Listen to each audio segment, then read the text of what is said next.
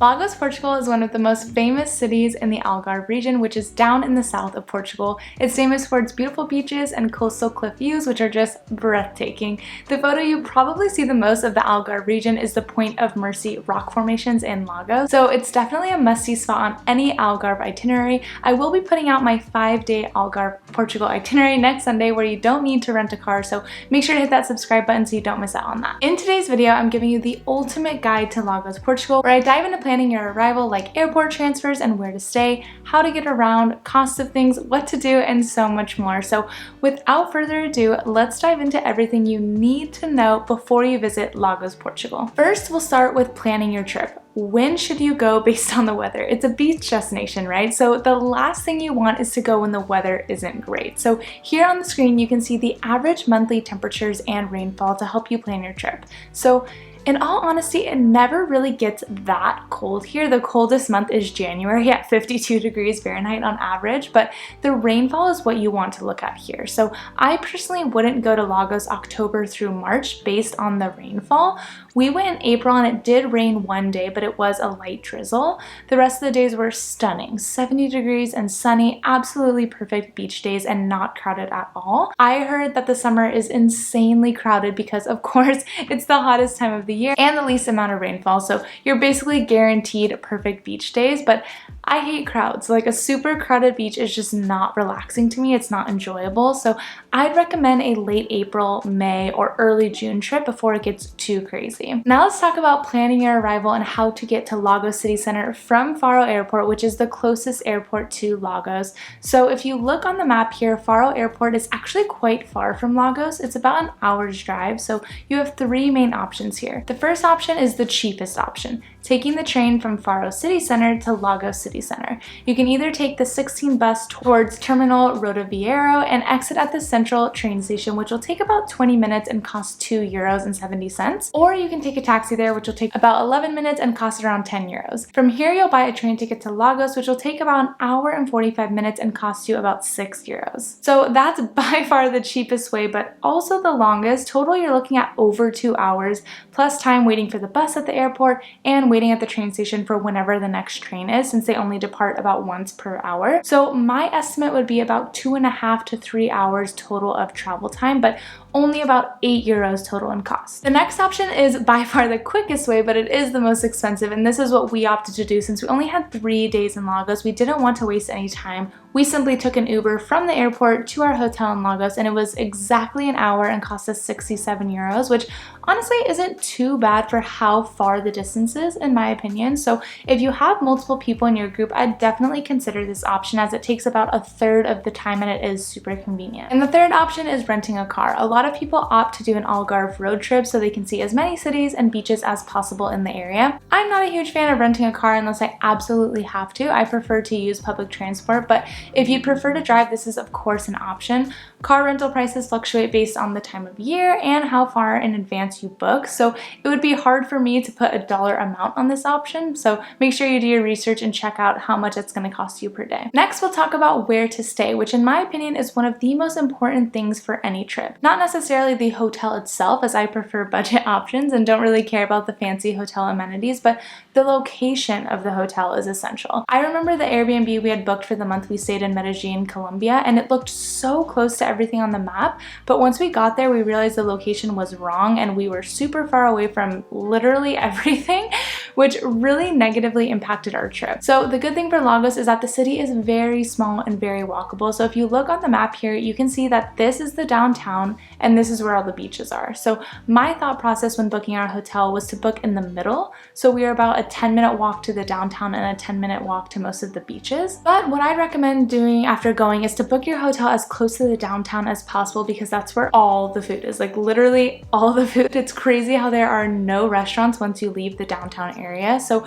we spent a lot of time walking to town for breakfast, lunch, and dinner every single day. So I think it's best to already be there for all of your meals and then just have to walk 20 minutes whenever you want to go to the beach. Next, I'll briefly talk about public transportation and getting around. As I just mentioned, Lagos is extremely small and walkable. So the 3 days we were there, we walked everywhere and never really felt the need to take the bus or even order an Uber. However, if you do want to take the bus, you can buy a ticket when you get on for roughly €1.50, cents depending on your destination, but you can only use cash. And use the smallest bills possible. Try not to hand the driver a 20 euro bill or they won't be too happy. Which leads me to the next section, which is about money and paying for things. I'd say about 90% of the places we went to in Lagos, whether it was a restaurant or a shop, accepted credit cards and Apple Pay, or I guess any really like tap to pay options. But there were a few places that had signs in the windows that only accepted cash, so be sure to look before you order food or just ask the waiter to make sure. There are ATMs literally everywhere in Lagos. I remember walking down one alleyway and there were 4 ATMs just in that one alleyway, so you won't find it hard to get cash out from your bank card. I always think it's important, especially in these smaller towns, to just have at least some cash on you for emergencies, so I'd be sure to get some out when you first get there just to be safe. Now let's talk about the average cost for things, or like the cost of living in Lagos, Portugal. A pastel de nata, which I'll talk more about in the where to eat section shortly, will cost you about 150. A beer will cost you about 3 euros. A quick takeaway item like a kebab will cost about 5 euros. A cocktail will cost about 8 euros, and an average meal at a sit-down restaurant, nothing fancy, will cost you between 12 and 15 euros. We were in full holiday mode with every meal getting drinks, appetizers, meals, desserts, and probably averaged around 40 to 50 euros per meal for the two of us, so you can definitely make that way cheaper depending on your spending habits, but just know if you really want to go out, it won't cost you that much money. For activities, it won't cost you too much as the beaches are free, and like I said before, you can walk everywhere, so it really doesn't cost you anything to get from one place to the other. If you do want to do a boat tour, which I highly recommend and we'll talk more about in a little bit, it will cost you about 22 euros per person. And for the hotel, of course, this will depend on what type of traveler you are. We went simple. It was a very nice hotel in my opinion, very clean, a nice balcony, free breakfast, AC in the room, and it was 50 euros a night. If you're a hostel traveler, I saw beds advertised in downtown for 12 euros a night, which is very cheap. And of course, if you have higher standards, there are some very nice hotels that will go for much higher than 50 euros a night, but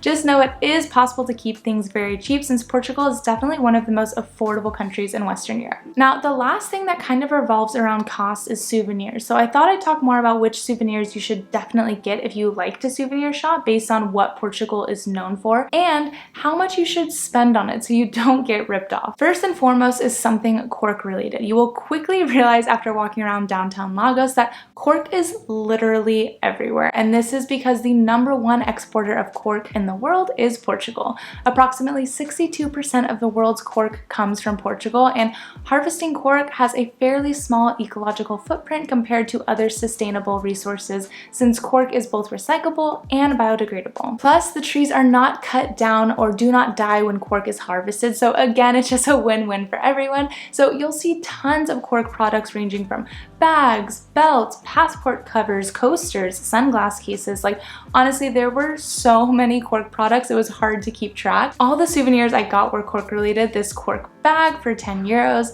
this tile with a cork outer edge for 3 euros, a corkscrew for 3 euros, which unfortunately was confiscated at the airport, and this contact case for 5 euros. So definitely getting something made of cork is a must. The other thing that Portugal is known for is ceramic tiles, which were brought to Portugal in the 13th and 14th centuries. Today you can see how tile makers are influenced by Islamic and Moorish ceramic traditions, but they adapted them to suit Western tastes. It was something I was in awe of the entire time I was walking around the downtown, which is why I had to buy this tile to have in our house. If I owned my own house, I would definitely be ordering my kitchen backsplash tiles from Portugal as well. They were just all so stunning. And the last thing I'd recommend if you have a checked bag and can bring liquids back is port wine, which is a Portuguese fortified wine produced in northern Portugal and is typically a sweet red wine often served with dessert. It's different from regular wine because it's typically richer, sweeter, heavier, and way higher in alcohol content at typically 19 to 20% alcohol. Now we're going to talk about the top things to do in Lagos, and before I dive in, let me just preface this section by saying Lagos is the epitome of completely relaxing and not having a bunch of things to do. Like, that's the draw and the beauty of it. There are some places that you need to have an itinerary to make sure you don't miss something. Like if you have 3 days in London,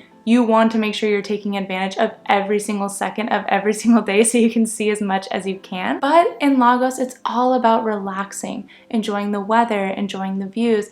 So I won't go into too much detail about each of these top things to do because I will go into depth about everything in next week's Algarve itinerary. But with that being said, here are the main things to do. First up is the downtown, of course. Walk around, explore the souvenir shops and restaurants. While you're here, make sure you check out these spots on the map.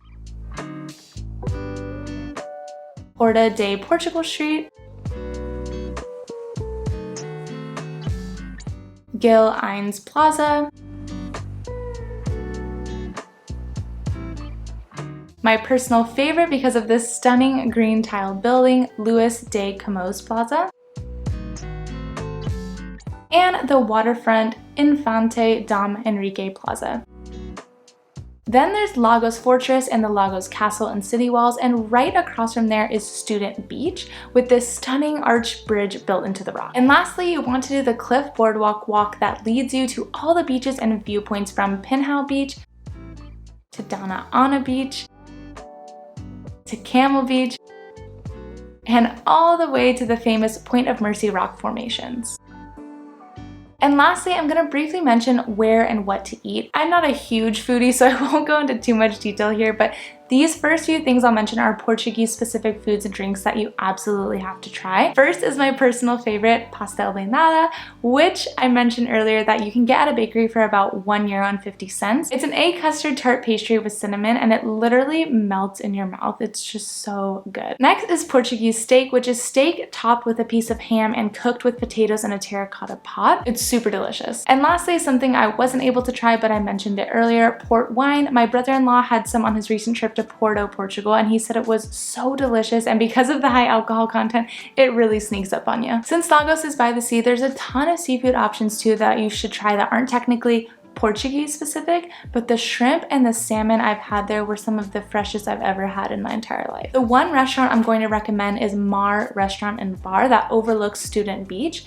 Like I said before, I'm not a huge foodie, but this restaurant was definitely one of the top meals I've had in my entire life. This is where we actually tried the Portuguese steak, plus we got shrimp skewers in sweet and sour sauce and salmon over an asparagus risotto. Oh, it was absolutely phenomenal. Not to mention the views you have while you're eating. It's just a magical experience. I highly, highly recommend it. Now let's take a look at a tour of our apartment at our resort in Carvero, which is just 20 minutes from Lagos, and the other location I'll be including on the itinerary that comes out next week.